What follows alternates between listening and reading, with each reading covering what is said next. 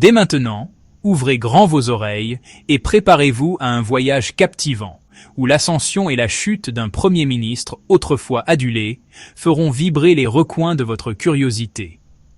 Pourquoi devrions-nous porter notre attention sur Justin Trudeau, ce dirigeant qui incarna la contre-offensive libérale face à la montée du populisme de droite à travers l'Occident, et qui représenta presque l'antithèse de Donald Trump pendant plusieurs années?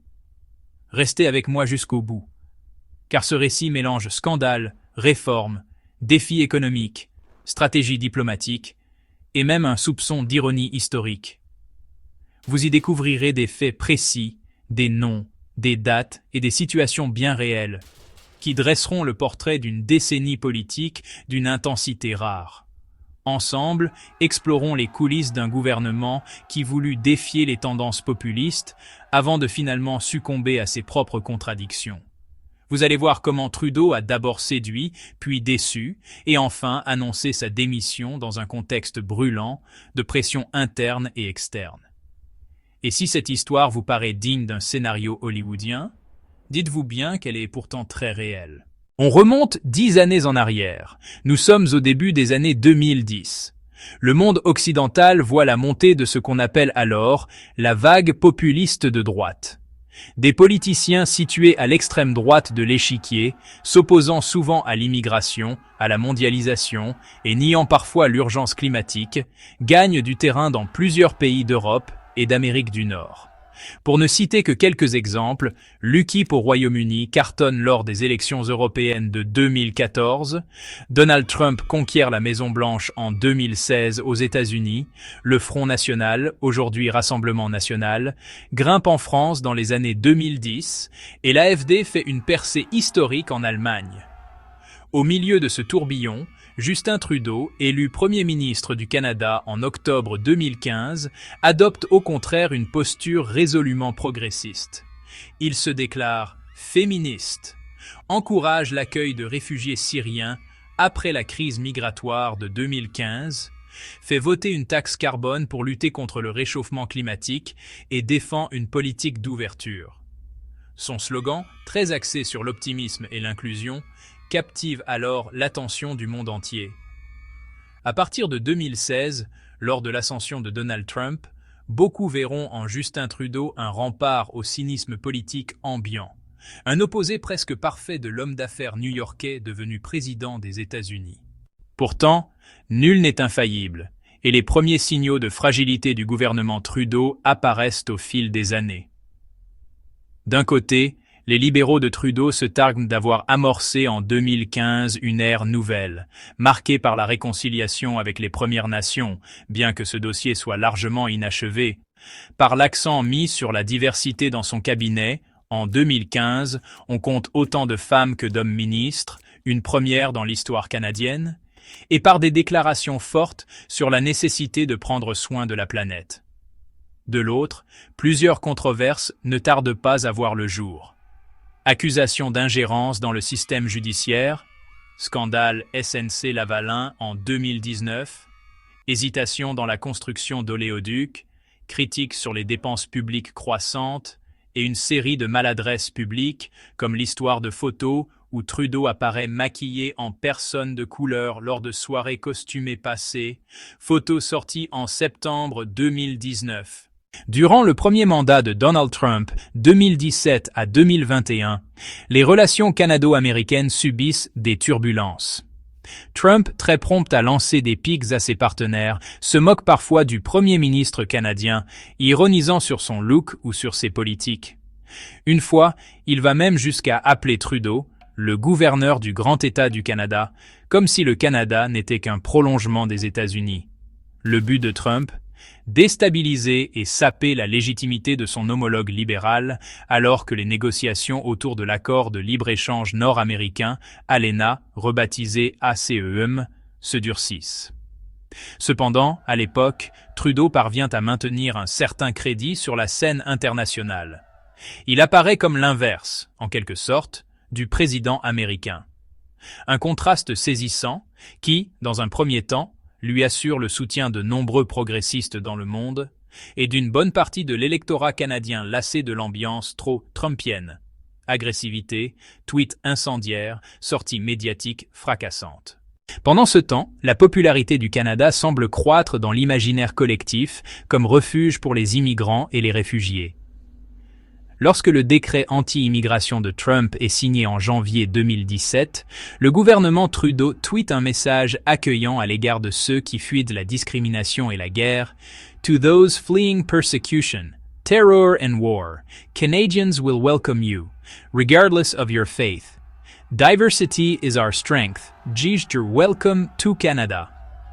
Au cours de la période 2016-2019, ce sont plus de 3 millions d'immigrants qui arrivent au Canada.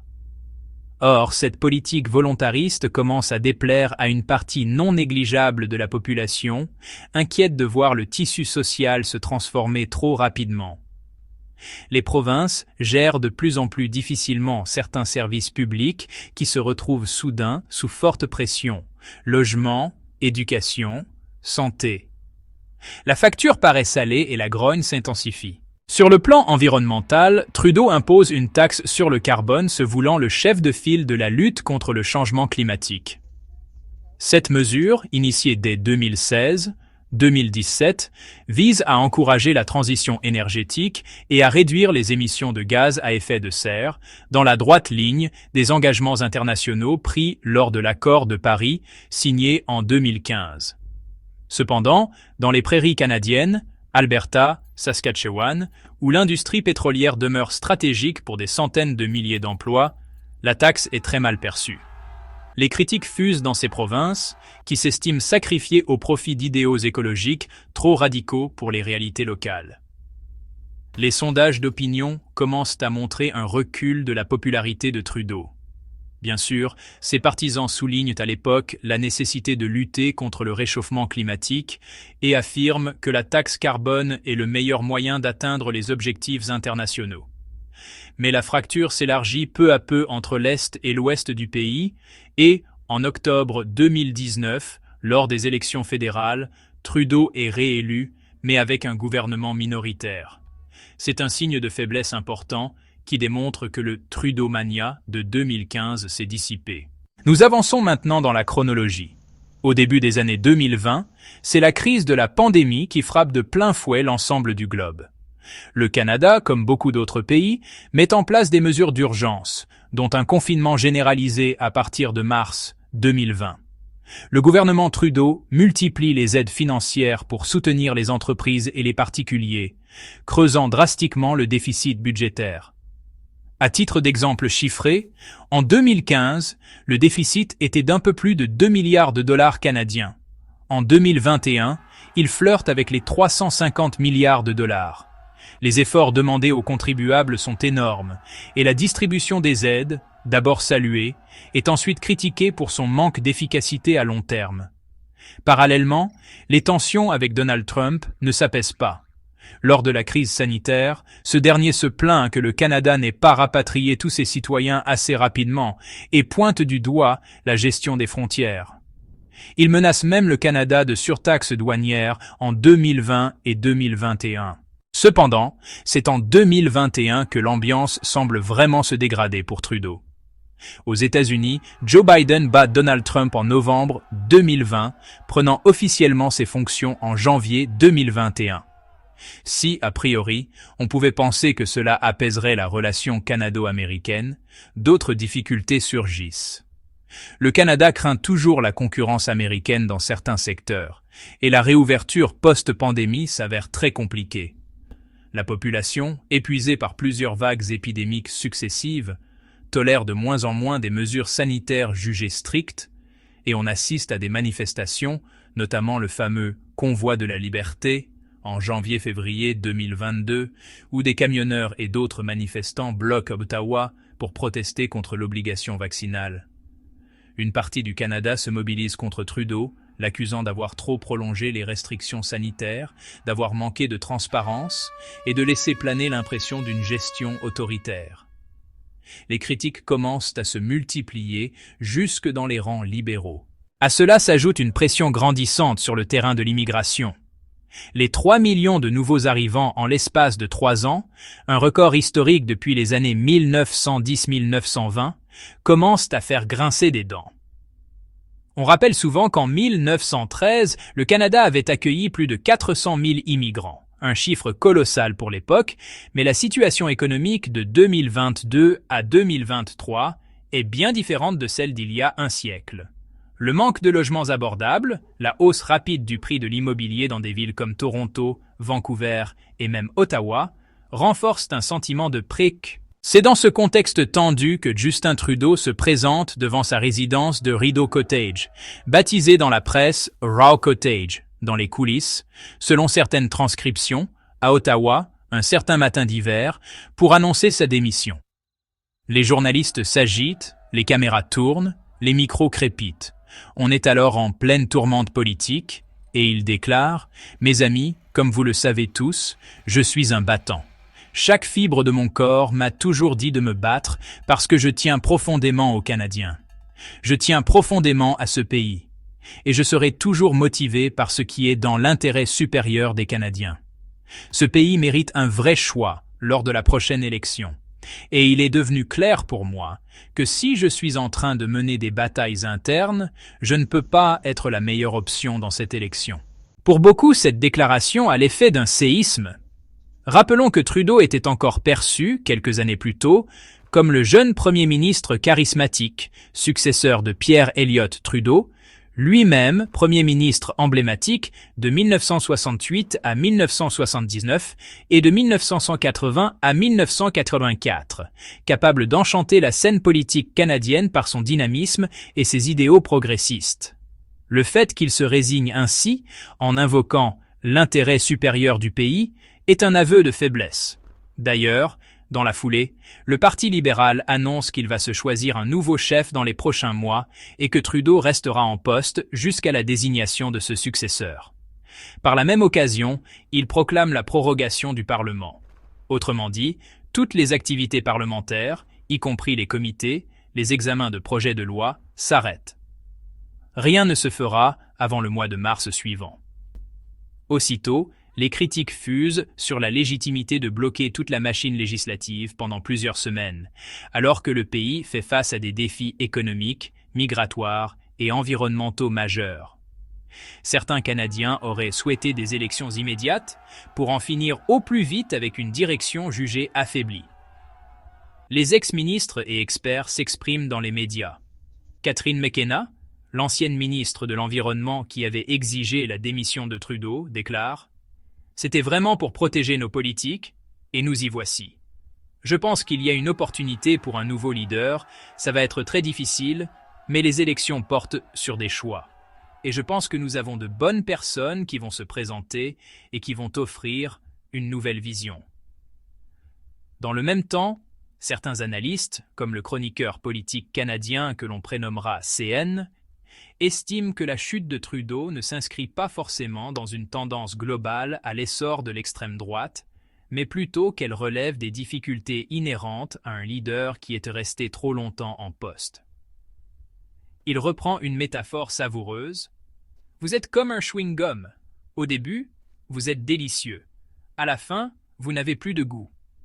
Il faut se renouveler, sinon vous perdez l'électorat. » Il rappelle aussi que Trudeau n'a peut-être pas assez manifesté de fermeté face à Donald Trump, ce qui a pu donner l'impression, auprès de certaines franges de la population, qu'il manquait de fierté nationale. C'est ainsi qu'une ère se termine, laissant place aux spéculations sur le nouveau leadership du Parti libéral et l'avenir politique du Canada. Y aura-t-il un virage plus conservateur? Les libéraux parviendront-ils à se réinventer avec un nouveau visage? Quid de la taxe carbone, du budget colossal, de l'immigration?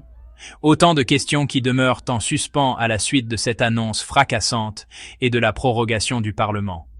Le Canada, avec son histoire riche, rappelons qu'il obtient sa confédération en 1867 et s'affirme davantage sur la scène internationale après la Seconde Guerre mondiale, demeure un géant aux pieds d'argile, écartelé entre la volonté de rester progressiste et celle de défendre son économie.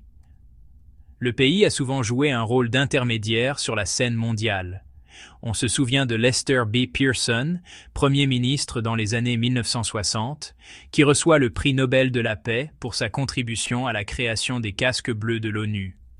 Plus récemment, Pierre Elliott Trudeau prônait le bilinguisme et la multiculturalité. Justin Trudeau devait se poser dans cette lignée, mais la réalité a rattrapé le symbole. Alors, en tant que spectateurs de cette histoire mouvementée, que pouvons-nous retenir? D'abord, qu'aucun leader politique n'est invulnérable, même s'il jouit d'une cote d'amour élevée au départ. La politique est une question de cycle et d'usure, particulièrement dans des démocraties où l'information circule vite et où les attentes du public évoluent rapidement. Ensuite, que les défis contemporains, climat, migration, inégalités économiques, tentations populistes, tensions géopolitiques, nécessitent des réponses nuancées et une certaine adaptation continue, sans quoi le vote sanction se fait implacable. Enfin, que l'image d'un dirigeant ne suffit pas à gouverner. Les multiples scandales, le manque de cohésion interne et les crises successives ont mis en évidence les failles d'une stratégie trop axée sur la communication et pas assez sur des résultats tangibles.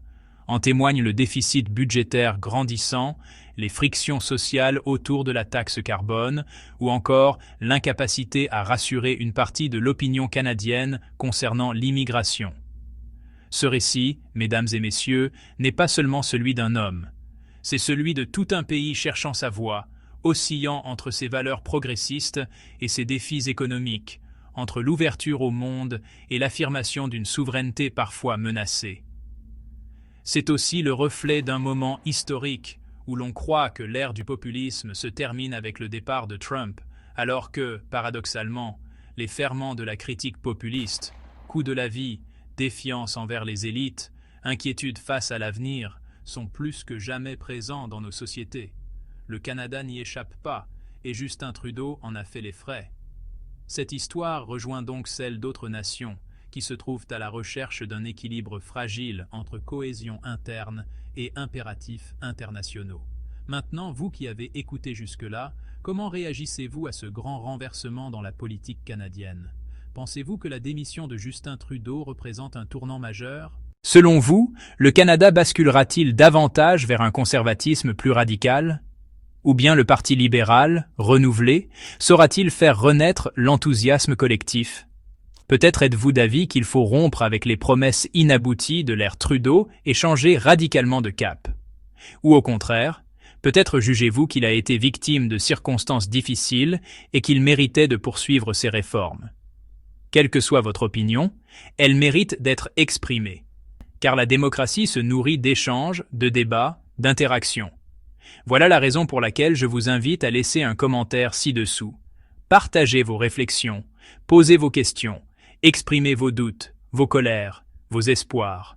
Si ce sujet vous a passionné, si vous estimez avoir appris quelque chose sur le destin singulier de Justin Trudeau et de la politique canadienne ces 10 dernières années, alors abonnez-vous pour ne rien manquer de mes prochaines analyses. Notre monde bouge vite, et chaque jour amène son lot de rebondissements. Ici, nous continuerons à décrypter l'actualité et l'histoire, à creuser les faits, à interroger le passé et à deviner l'avenir. Dans cette ère d'incertitude, restons curieux et impliqués, car nous sommes tous, d'une manière ou d'une autre, acteurs de la grande histoire. Merci d'être resté avec moi jusqu'à la fin de cette vidéo. Vos réactions me tiennent à cœur, car elles nourrissent la réflexion collective et contribuent à faire vivre ce débat politique passionnant. L'histoire de Justin Trudeau, tout comme celle de son père avant lui, est loin d'être anodine. Elle témoigne de la complexité du pouvoir, de l'exigence qu'implique l'exercice d'une fonction aussi exposée et de la difficulté d'incarner des idéaux dans un monde aux exigences contradictoires. Je compte sur vous pour me dire ce que vous en pensez. À très bientôt pour un nouveau volet de nos explorations politiques et historiques. Et d'ici là, souvenez-vous, les visages du pouvoir changent, mais nos responsabilités citoyennes demeurent.